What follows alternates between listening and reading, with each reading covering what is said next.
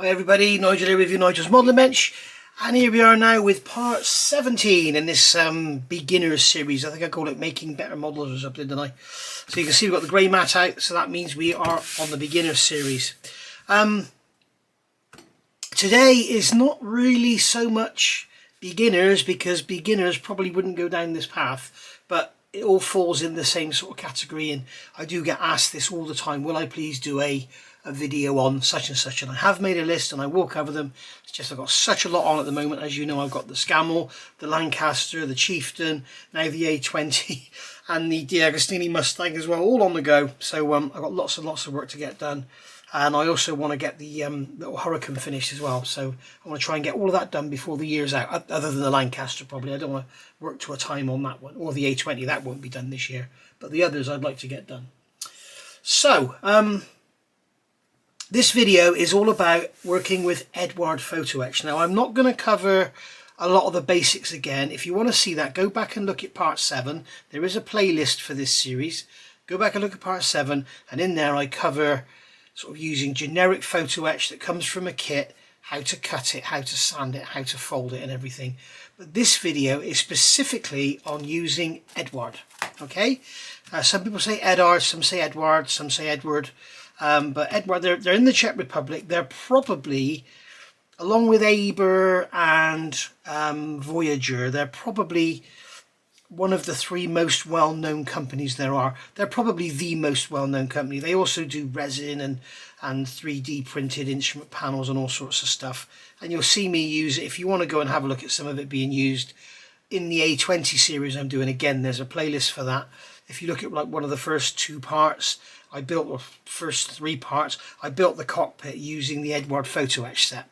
So I built the cockpit first of all straight out of the box, then using the Eduard set, and then I finished off using the Airscale set with some Anise buttons and stuff.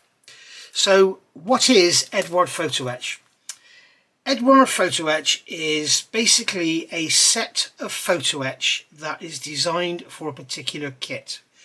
Now, you need to be very careful, because if you go and buy an Eduard set for a Tamiya Leopard tank, and you think you can use that on a Ryefield Model Leopard tank or a Meng Leopard tank, then it probably won't work. There will be size differences. Model kits are not as precise as some would like to think they are. There are variations. So, you know, you may get things like these panels here that's going to go on something, and that panel will not fit the Meng kit because it's 3mm shorter or something, and then another part will be 3mm taller to compensate. So make sure that when you get your photo etch, you're getting it for the kit you've got. With something like this, a 1/32 scale A20, it's not a problem because there's really only one on the market. But if you're doing something like a 72nd scale for Spitfire, or a 48th 109, or a 32nd 262, you know, you need to make sure you're getting the set actually for the kit that you've got 99.9% of the time.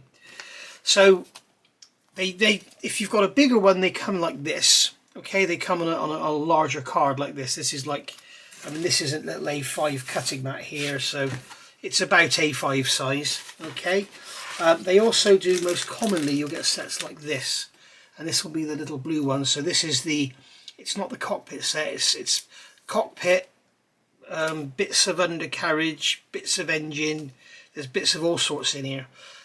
So that's that set there. So this is what you're normally looking at. If you're looking on eBay or something, that's what you normally see a picture of, is a wallet like that. But a bigger set like this one, this is for the Hong Kong models A20G in 1/32 scale. So they've done 1 sheet rather than do 2 small sheets. And you can see we've got some quite big parts which require a larger sheet. So what you get in the packet is a resealable bag, which these envelopes I hate with a passion because they stick to everything. And so many people use them these days. Oh, hang on, this is why I hate them. They get caught up as well in the corners. So basically in this packet we have a sheet of brass, which is usually about 0.2mm thick, or 1/8 thou for the people across the pond. This one's 0.14, so 1/6 thou thick for those across the pond. So this is a thinner one, and this is actually made of brass. Now sometimes these will be made of stainless steel, but this one is actually made of brass.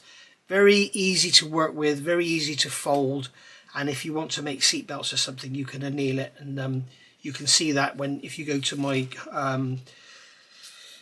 cockpit build part 1 for the A20, I did annealing on the seat belts. I showed you how I did it. So basically, yeah, this is the set for the cockpit, and we've got everything we need there. Right, then in here you've got a piece of cardboard to keep everything stiff, and then you've got another piece of cardboard for the advertising, and then basically in here you've got the instructions, which are on A4 paper folded up, and you can see they're colour coded, they're all in colour and pretty. And then here you've got an A5 piece, and here they're trying to sell you the wheel wells, and they're trying to sell you the set here that I've already just showed you. So basically that's your instructions. Now what I always do is go to edward.com. I think it's edward.com. Put Edward in Google and it'll come up.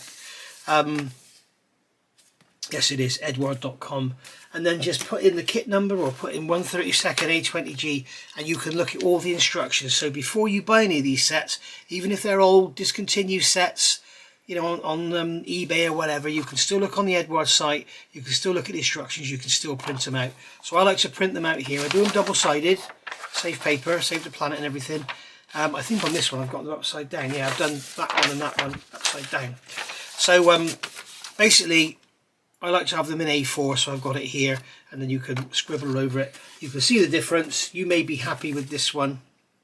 In fact, in this case, I would be probably happy with this one because it's quite basic. But when you get to bits like here, okay, and you're trying to see where all these arrows are going, down here, okay, it's better to have it a bit bigger, as you can see there, okay? So it makes it a bit easier to see. But that's your preference, whatever you want to do. And sometimes the instructions that come with the kit aren't in colour, in my experience. So that's the instructions covered. Oh, come here. Right, so we've got our instructions covered. Tools wise, sanding stick, cutting mat for cutting it out, little thing there for holding it down. You don't have to have one of these, but it's just a little tool for holding it down. As I say, go back and see part 7 for more detail. We've got a knife with a round blade for cutting the photo etch out, and then we're going to have super glues, or you can use solder or whatever, but we're not going into that at the moment. We're going to go into working with Edward photo etch. So we've got everything unpacked. So first of all, we need to identify the parts. So the instructions here are telling us which parts to use, and you can see here they've got E12 and they've got a red square there, a red rectangle, so they're telling us to do removal, parts to be removed in red. Okay, photo etch parts are in blue, original kit parts are in black, and if there's any areas to fill, which I don't think in here there are, they'll be coloured in green. I don't think there's any areas to fill in here, so there'll be nothing coloured green. So the first thing you do is identify the parts you need. So you're going to go to your kit instructions, have a look at your kit instructions, and you will see we finished the turret. And starting on the bomb bay, where on earth is that part? Oh, there it is. That. So always be vigilant, make sure you look for the right part. In here they're showing it the other way up, so you may not notice it straight away, but keep looking and it will become clear. Okay, now this is where the warning part comes. If you remember when I did my, I'll show you in here, this is where you need to be careful with Edward. They do make mistakes. They'll tell you they don't, but believe me, they do. Right, here we see we have the turret. This is part of the turret assembly, and it's telling us to modify the plastic part H47 and add this photo etch part number 7 to it, and then glue it into there in the turret. So I looked at that and I thought, I can't see that in the reference photos when I'm looking at the real thing. Now if we follow across from here, we can see we're looking in the, this is the port side of the fuselage. There's H47 and there's photo etch part number 7 going onto it. So they're telling us to use H47 in 2 places. Okay, bit weird. Don't do that, it's wrong. You see I crossed it out. So make sure you go through and understand everything that's going on and make sure you get everything sorted. The other thing is, if you are doing this, this part here is too wide, it needs to be trimmed down.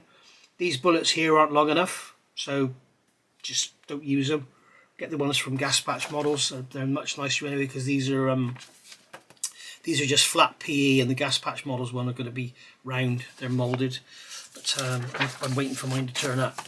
So basically, yeah, you want to be very, very vigilant when it comes to what they're telling you to do. So make sure you completely understand what you're doing before you start cutting, because what they're asking you to do here is cut these 2 pieces off and then remove all the detail from the surface.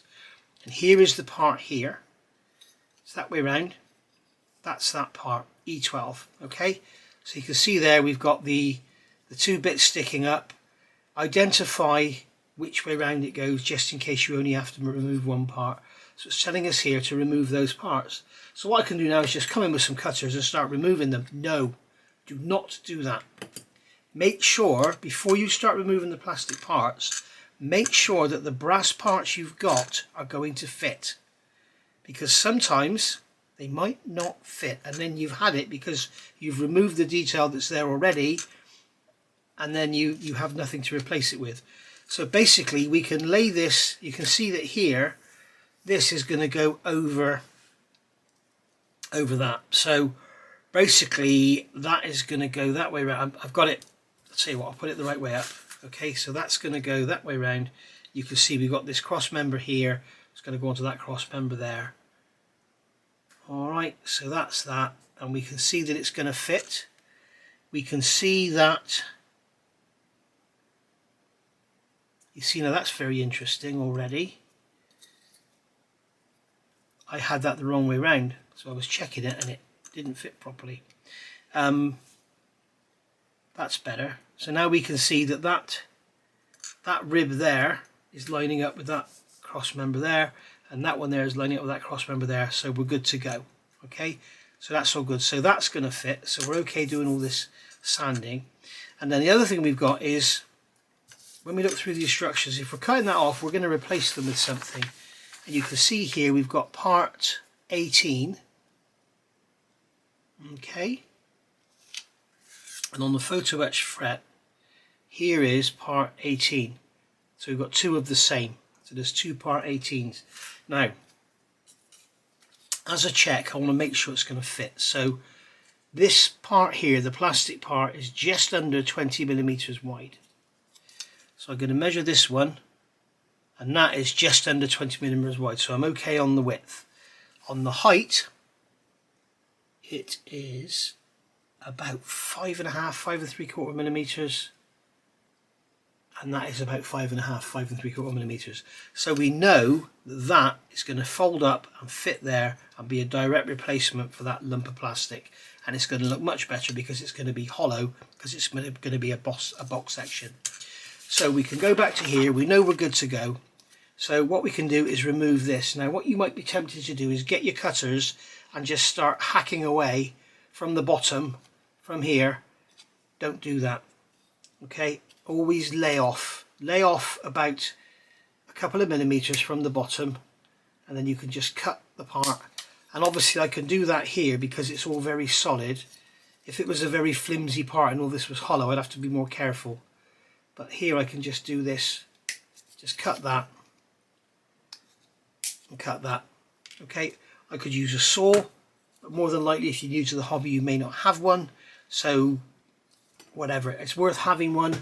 There's these 2 here on the market from Art Scale Kit, which are really, really nice. The blades are lovely. You can use the blades with anyone's handle, but they are really, really nice.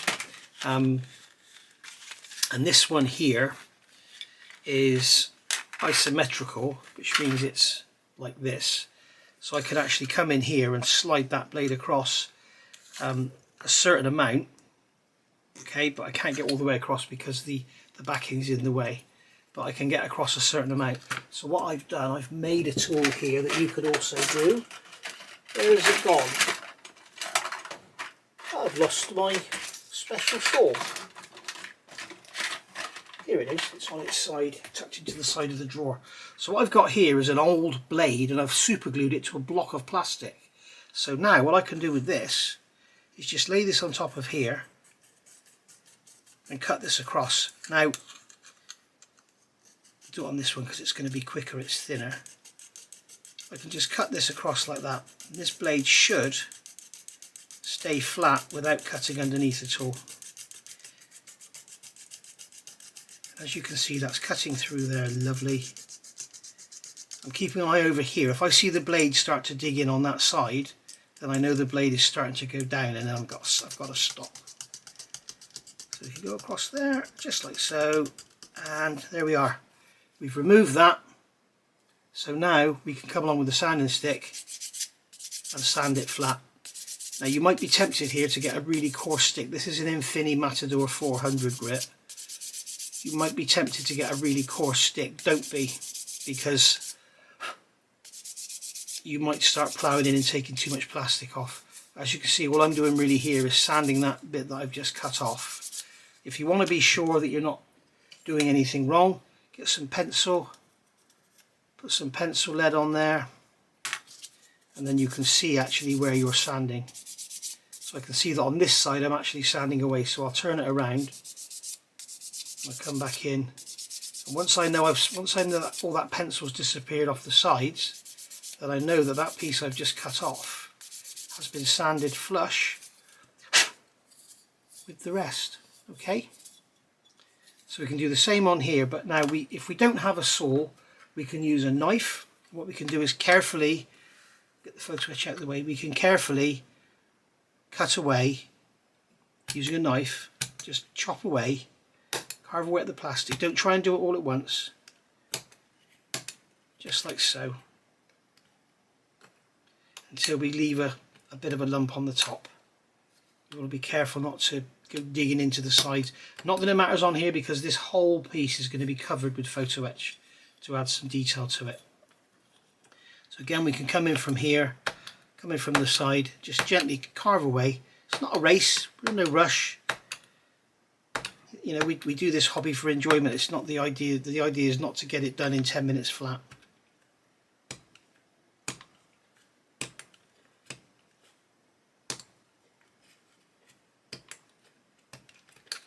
So there you go. As you can see, we've left about 1 millimetre on there now.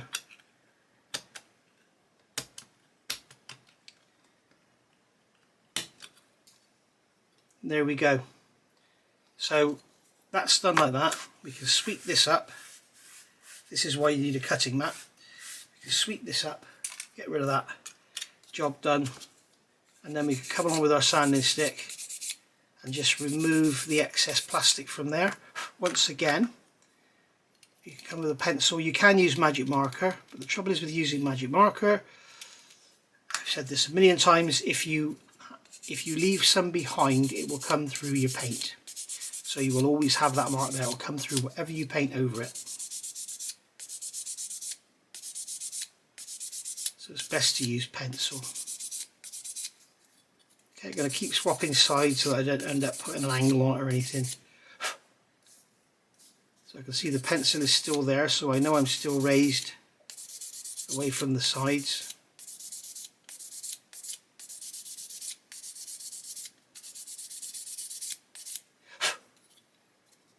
There we go.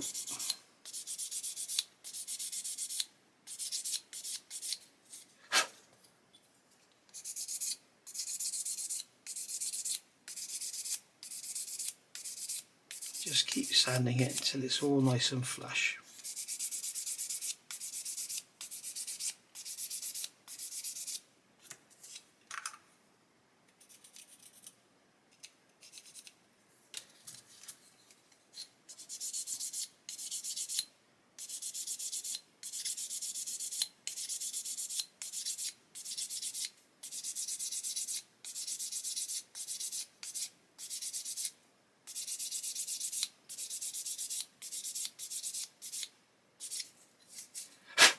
There we are.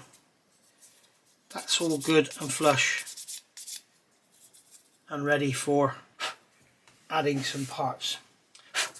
So you can see now we've got an edge on here, so we can just lightly scrape that away with a knife, get rid of any little plastic burrs or anything that are going to ruin your paint job afterwards. And there we go. Just cut that out of there. Careful that your hand's not behind it. There we are, good to go. Now I can see that I'm still raised on that side of it, you can see. So this time I'm going to use magic marker so that you can see what I'm doing.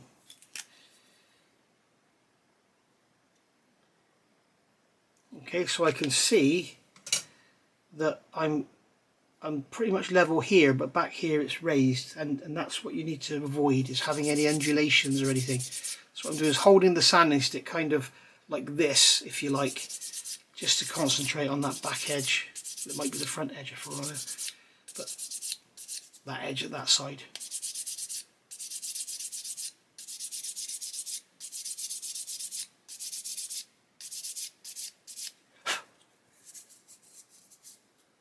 And there we go.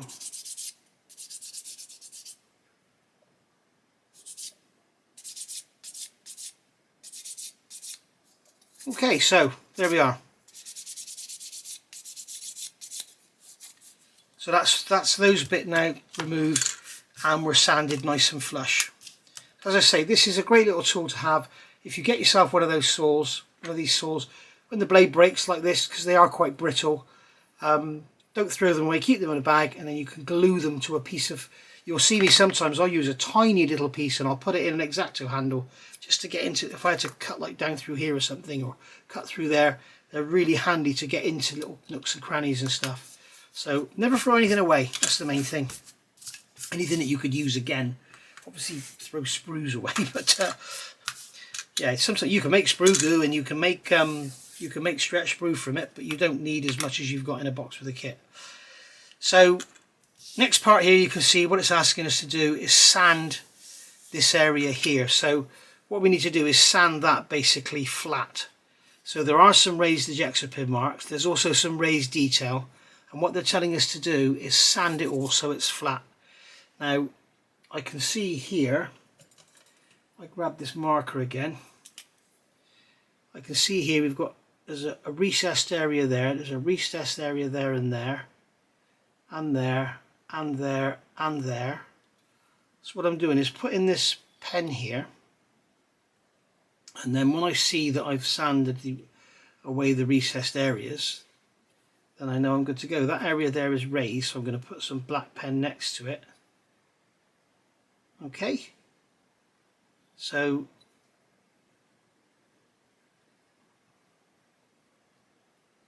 like I said, try and avoid using black pen. I'm only doing it so you can see it.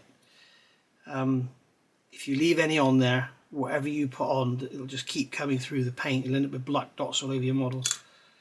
So never use black magic marker if you can help it. Now here I've got a worn out Infini 400 stick.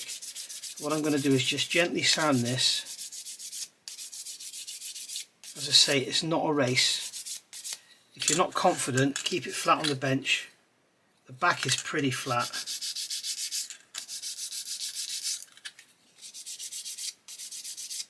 Just keep going until you've got rid of all those black dots. We can see here that black dot is still there. That's because that area is lower. Now if I leave that like that, when I put this piece of photo etch on, it's going to have a gap. And if you look there, that's what they're telling me to do, is have a gap. So I'm just going to sand this until we get the sides nice and flat.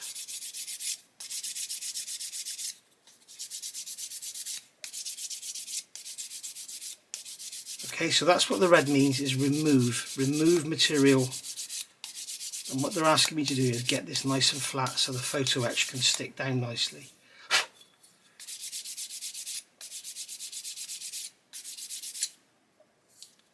Okay, that one there is a recessed ejector pin mark.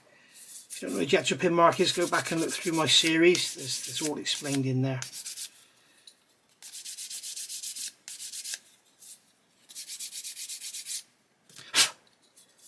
And please don't ask for which videos I said such and such in, because I don't remember.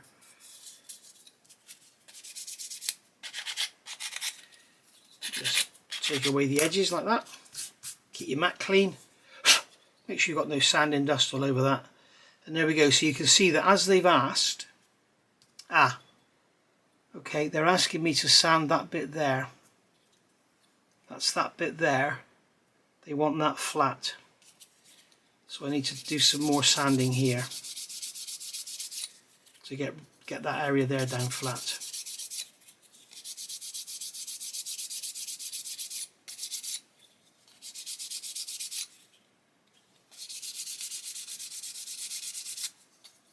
Okay, this is the roof of the Bombay, so if it's not perfect, it's not the end of the day, because you're only ever going to see it up in top the Bombay. And if it's not dead flat, it doesn't matter, because you can't see if it's dead flat or not when you're only looking at it like that. So, you know, if it was like that, it would look the same as if it was like that, because you can't tell. So, but get it as good as you can. If you get it as good as you can, then it's as good as you could get it.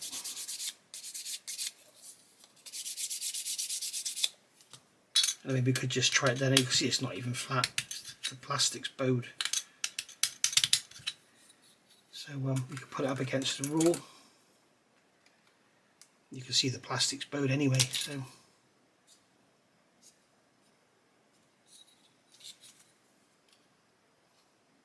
it's better. There we are. Okay. The other thing you'll see a lot of people do, they will put a piece of emery paper or wet and dry down on a board and start sanding it. Be very careful doing that, because one, it will only sand where you're pushing it. So if you're doing this, where your fingers are, the 3 contact points there, there and there, where your 3 fingers are, will be the area it sands. These will be lifting up, and if the paper isn't taped down, the edges will lift and you'll end up sanding away. You'll put a great big radius in the corners. So bear that in mind, okay? Keep that in mind. Right. So we're ready to go. Right. So we've done all this now. It's told us to do the sanding. We've done all the sanding and we've got it looking lovely. It's that way round. So as you can see, we've got red all around here, which we've sanded. Across here, which has got a slot down the middle, which they haven't included in their drawing. I'm on top of these raised pads here, but the rest of it is still not sanded. So that's okay. We'll see how it looks. But we need to take some off there, because as you can see, it's asking us to sand away that area there. So I'm going to make sure that is sanded down, like so. It's the same in that corner as well. Look. I'll tell you what I'm going to do. I'm going to carry on getting this sanded, and I'll come back when it's done. You don't need to watch me sanding for half an hour, do you? Alright, so we've got the sanding done on the plastic part, but believe me, the sanding's not over yet. Sorry. What we need to do now is make sure we sand the photo etch. We want to sand this one on both sides because it is sort of featureless. It will give a bit of a key for the paint, and it also helps the glue to stick. So here you can see we have these around the side here. We have these areas where it's going to fold over. It's going to form those flange bits that we sanded off. So what I'm going to do is hold this flat down on the bench, and what you need to do is get this is a 400 grit stick. Make sure it's nice and smooth. It has no bits on the edge. You see this edge has a turned over corner that would catch. Don't use that, use this one. And then I'm literally going to lay this down, and with hardly any pressure, just slowly draw it back. Do the same up here. Okay, and what I'm trying to do here is just aid the glue, because this is the side that's going to glue down. Alright, so just like that. Come right off the end, go up, come down. Don't be tempted to go like this, because you will catch it and you will bend it. Ask me how I know. Okay, so that's that done. Then we can turn it over. We can do the same on the other side. Again, keeping it flat and not rushing. So if something does pick up, you can stop before you tear it off.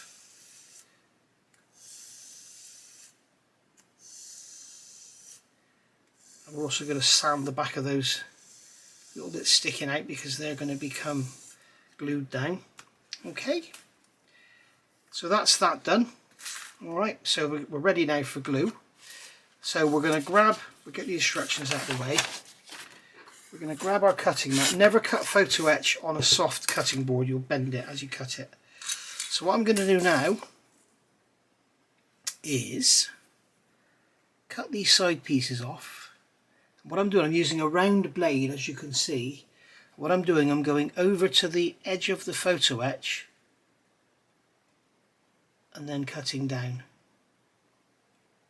Okay, over to the edge, cutting down. Because I don't want to be sanding any little tiny tabs off of these bits, because they're going to be very, very thin, very, very fragile. I should be using my little block, shouldn't I, rather than my fingers. Good practice. Just hold it down nice and flat, over to the edge, cut it down, over to the edge, cut it down. And then I'm going to turn it around because I'm right-handed, so I want to cut this way.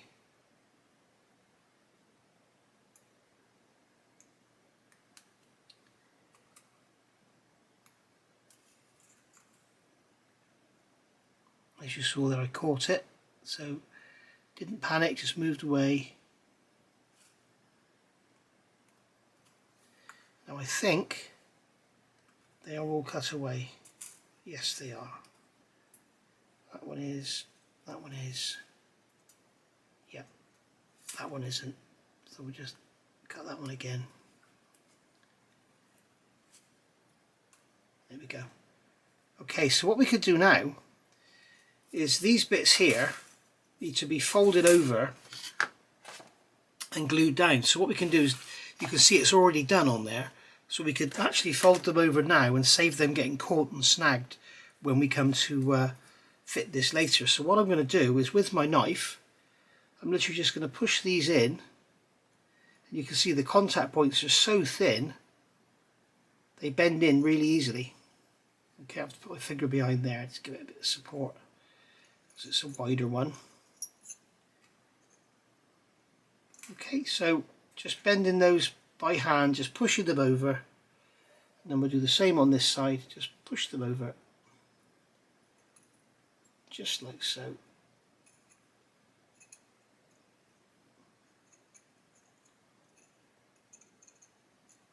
Okay, so they're ready to go.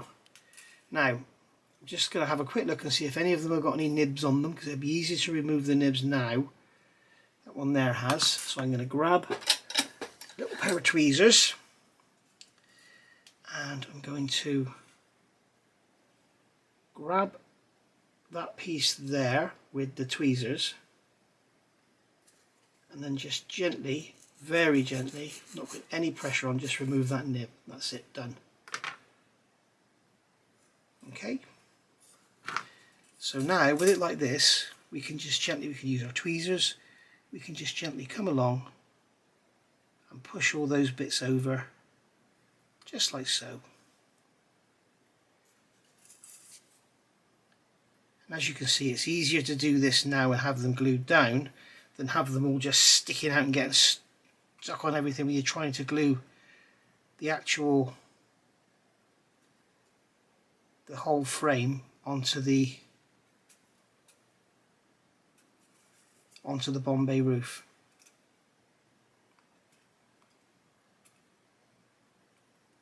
Okay, so that's that done. Oh, there's one more there. Just going to look across it, make sure I've missed any. Nope, they're up down. Okay, so now what we can do is put this down on a piece of paper or something. Let's find something that hasn't got my address on it. So we can put that down on there, and we can see, if I lift this up, if I put it on the black background, it'd be easier for you to see. We can see the backs of all of these. See those bits I folded over? We can see the backs of them there. So it'll be easy to apply glue now and just push it down rather than put glue on from the other side. So what I'm doing is put it on this piece of paper because I don't want to get any super glue on my nice cutting mat.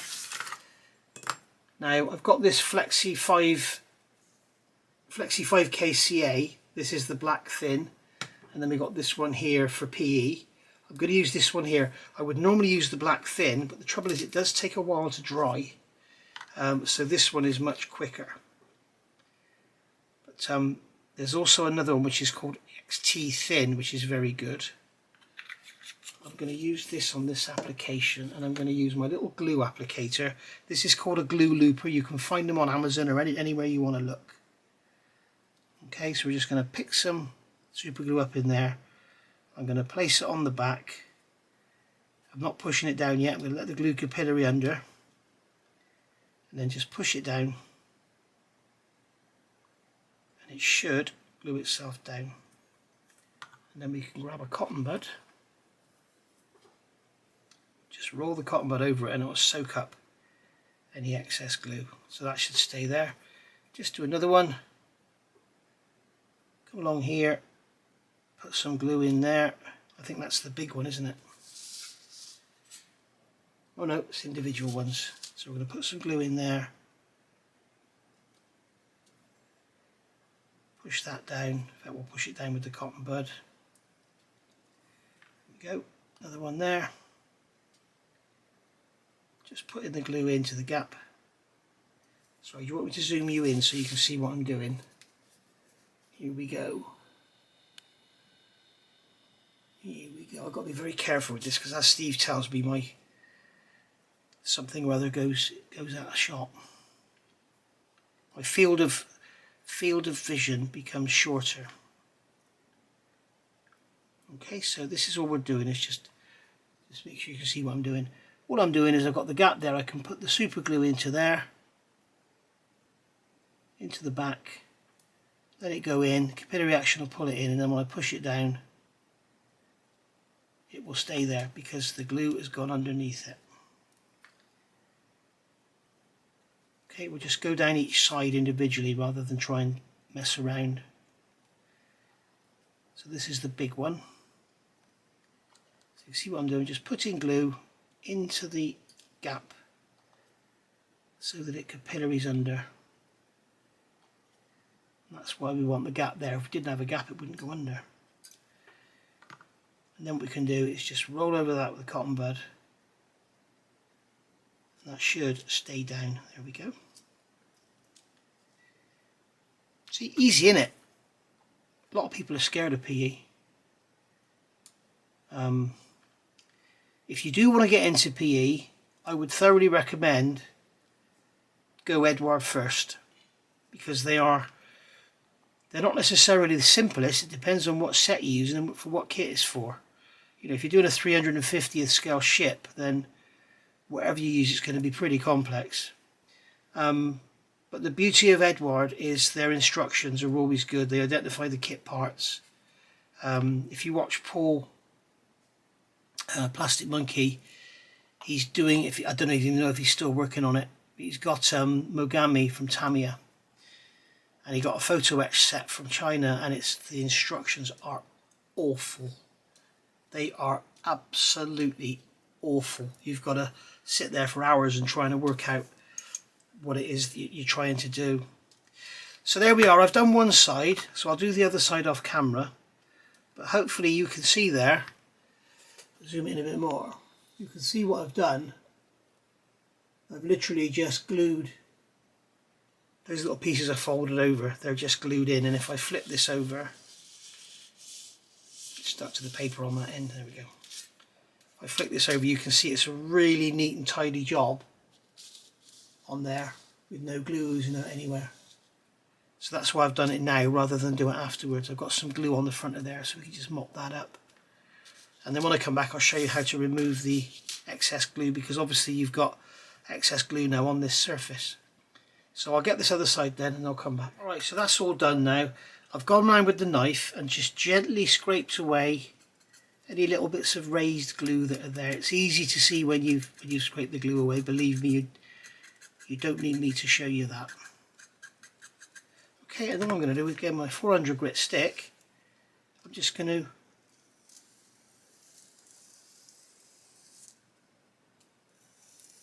sand over the sides.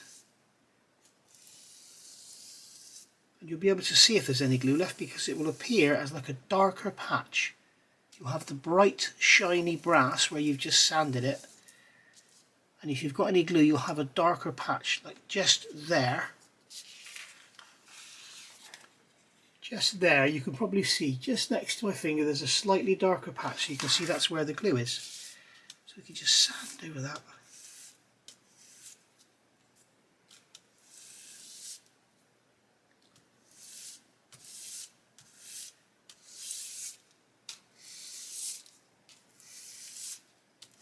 As long as you've got a nice hard flat stick and it's got no rough edges on it, this is absolutely fine. Do not do this with a sponge.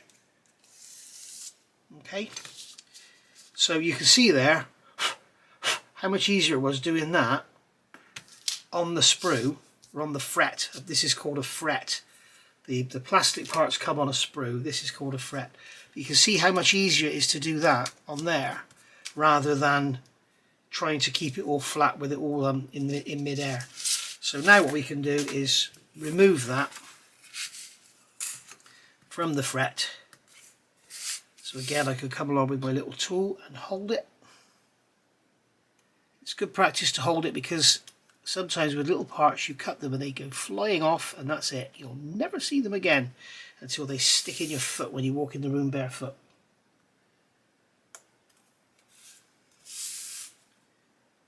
There we go, just cut these out. You can hear the knife cutting through as it goes in. That should be it. What's still attached? Something on that end is still attached. So it hasn't quite gone through. It's this one here. There we go. So now it will stay there. I'll lift the fret up so I can get the fret out of the way. It's not good practice to leave the fret on the bench. It's good practice to have it out of the way, but I have nowhere to put it at the moment. So we've now got this piece of brass, and if I start picking this up and start sanding it, I'm going to get into all sorts of trouble because it's just going to bend. But I want to sand the ends to get them nice and flat. So what I've got here, I could either use this cheap pair of pliers just to hold it. Okay, make sure you hold it firmly, or I can use some Tamiya bending pliers. And I'm just going to sand the end just to get rid of the little bit of sprue nib that's left on there in each corner. If you notice, I'm sanding along the length of the brass. I don't use files on brass. I find them to be too coarse, no matter how fine they are. So there we go. I can just gently rub that over now. And just make sure I've got no little protrusions. Okay, so that's all good. And we'll do the same on this end.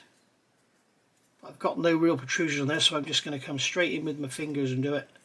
Again, no pressure.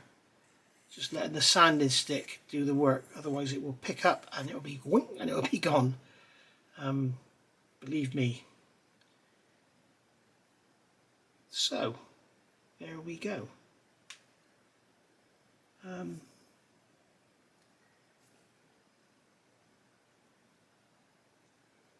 thought there was one there. There we are. Right. So now we've got that done. And that is ready to be glued onto there, and it goes that way round.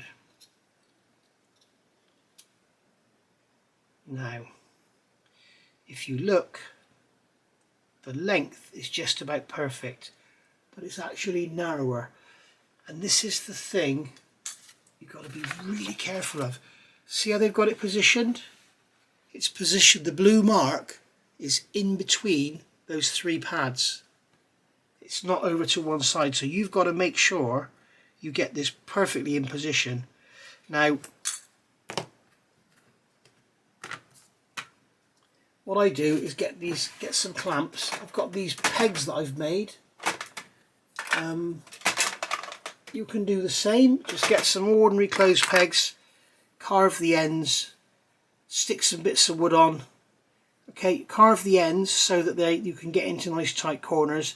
If you stick the wood on, it stops the pegs doing that as they close. So just have a look at those, see how I've done them. You could just cut them with a saw, file them, whatever, and it makes wonderful clamps. The name of the guy, I cannot remember his. If I remember, I'll put it across the screen now. His channel. He's building a model of Mikasa in 1/200 scale, and it's absolutely brilliant. It's plunging fire or something. It's called.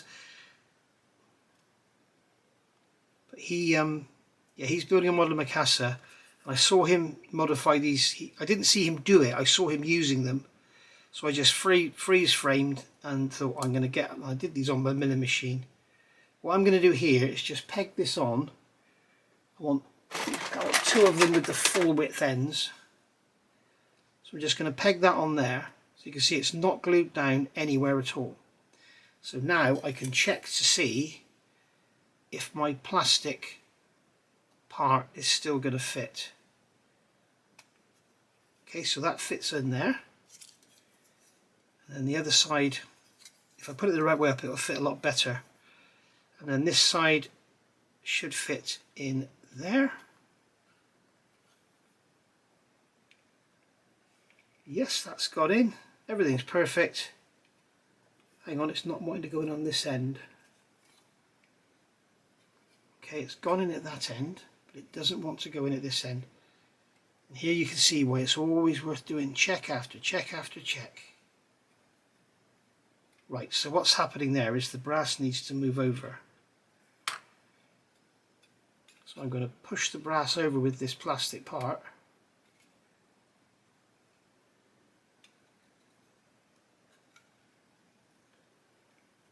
It really doesn't want to play ball.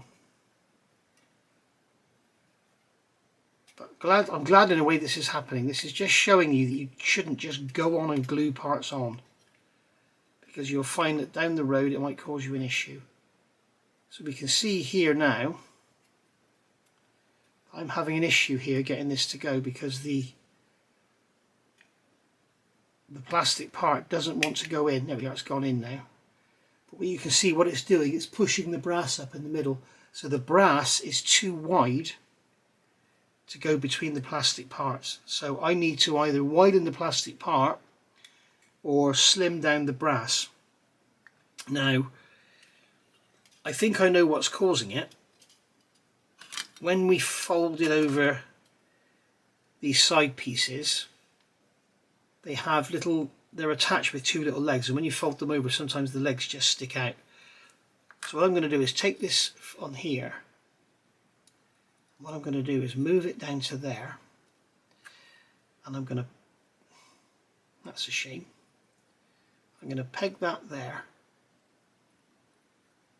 and I'm going to use the bomb roof as a jig to support the brass while I sand it. And I'm just going to pull the sanding stick that way,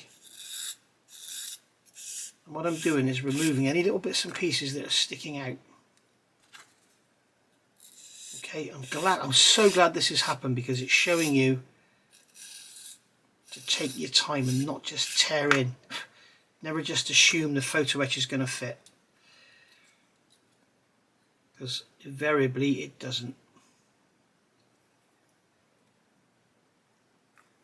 Now, if you are doing a Tamiya kit with their own stainless steel photo etch, everything's the same, okay, but you'll just find it's a lot harder to bend. You can hear that taking those, you can see those little raised areas now being sanded off. Yeah, if you're doing a Tamiya kit with the stainless steel photo etch, everything's the same. It takes longer. It's harder to bend, it's harder to sand. But for stuff like this, it's really nice because it's less easy to bend. It stays straight. I want this to remain flat and straight. If I caught this on a corner or something, it would just buckle up like a crisp packet. So I want it to stay straight. If it was stainless steel, I could drop it on the floor, it would be absolutely fine. But as it is, it's brass, so it's not as resilient to being knocked around as the stainless steel stuff is. Okay, so you hold that on like that. get that in. I'm just eyeing it up so it looks good on those slots, and then we can try our sides again. That one's gone in lovely, that one's gone in lovely, and then come to this side.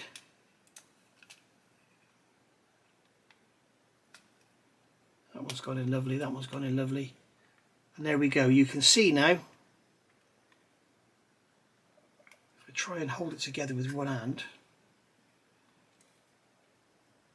you can see now all the way down both sides it's gone in. It's gone in lovely, no problem at all. We are sorted. Okay, so you saw the tiny bit of work I put in there, but you can imagine the nightmare I would have had I not done that. So what I'm tempted to do now is grab some masking tape, Mr. Unprepared. I'm going to grab 4 pieces of masking tape.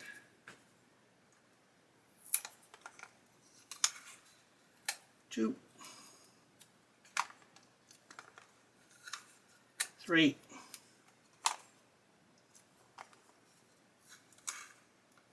4. And what I'm going to do is tape this into position.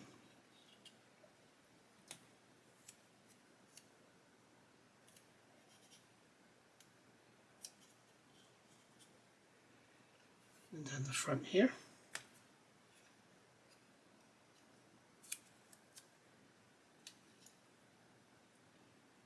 So that should stay like that, and then what we can do then is get this side, fit this side in, just like so, and tape this into position.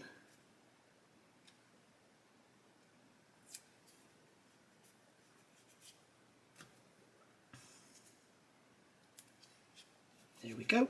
So that's all in now, nice and solid. Okay, and I'm going to also put a piece of tape across the top because it just wants to fall apart, as you can see.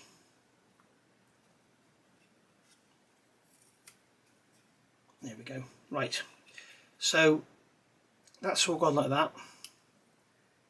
What I'm going to do now is take those pegs off and allow that brass to sit where it wants to sit between those plastic parts. Okay. And as you can see, it's not lifting it up now at all in the middle. Okay, it's just coming up because it's just coming up because it can. So what I'm going to do now is get a little drop of black thin CA. And the reason I'm using the black is because I can see where it goes. And if it gets on the plastic parts, then I can just immediately remove them. And I'm going to get my little glue applicator and put some of the black glue into here.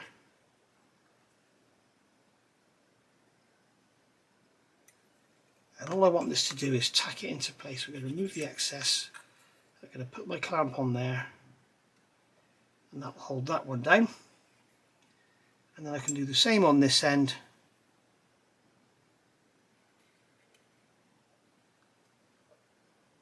Get some glue in there. Now if you look on the VMS website, they will tell you this black stuff takes 24 hours to dry. So it's not like a 5-second glue. It does glue quicker than 24 hours, but to reach strength it needs 24 hours. So that will be fine. So I'm going to leave that now to dry, and then leave that. I'm not going to leave it 24 hours, but I'm going to leave it overnight because it's late and I'm going to do something else now. And I'm going to leave that to dry for probably 12 hours, and then we'll take the sides off and we'll get the rest of it glued down, and I'll show you how I do that. And then that's that. So I hope you enjoyed that. Again, there's those pegs. I wish I could remember the name of the guy so I didn't have to remember to put it in the video, because I know I'll forget. I think it's called Plunging Fire Modelling. If it's wrong, I'll change it in the titles. So there we go. I hope you've learnt something there. I will do another part, maybe I'll call it 17A, and we'll finish gluing that off. I'm not going to go into doing the whole Bombay. What I'm trying to do is sort of, if you're new to photo etching, you're a bit scared of it sort of thing, a lot of people are, I'm going to show you basically how to overcome this page. So we'll get those bits off and glue them on as well. So, but I just wanted to give you some tips, like, you know, folding it before you take it off the fret, sanding it on the fret to get glue to grip and give the paint some adhesion, checking your fit, check with photo etch, because remember, you know, a company in Hong Kong made this, a company in the Czech Republic made this, and it's not unheard of for them to do it without even having this kit in their hands. Not Eduard. Eduard don't do that, I don't think. But I will say no more. But basically, check. You know, I always say dry fit plastic parts when you're building a model. You know, never just come along and go, I'm going to glue that on there, bang, and then find it don't fit. Check fit it first. In fact, I did have to trim these tabs to get this to fit. It's on that end actually, it goes. But when you've got something which is a completely different medium, as in it's metal rather than plastic, and it's made by a different company in a different country on the other side of the world, then yeah. Okay, so I don't know how far I'm going to go with this, but I'll probably do no more than just showing you that. If you have any questions, pop them down below. I will try as hard as I can to answer them.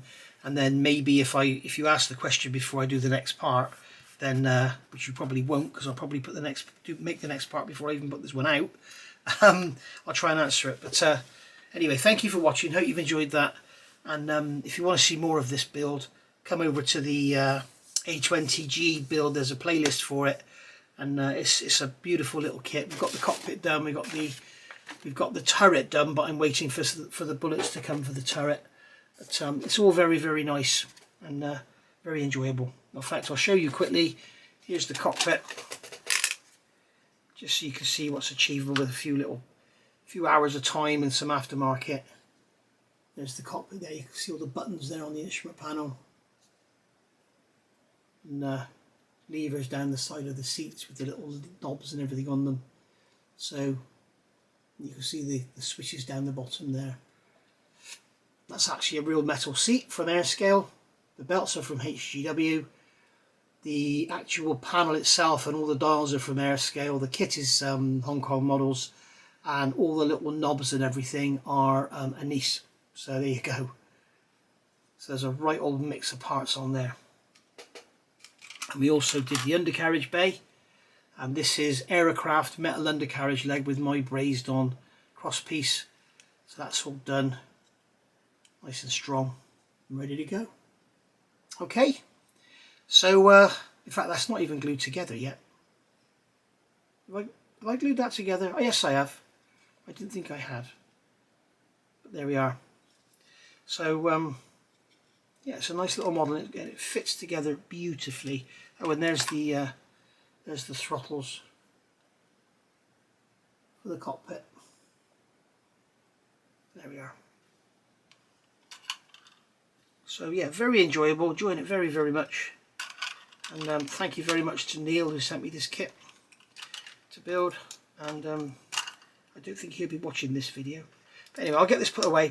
I will see you all soon for the next bit. I will do a part 17A, and then we'll cover the rest of that instruction. Any questions, pop them down below. Thanks for watching, guys. Sorry for the waffling, but it's good to talk. So they say.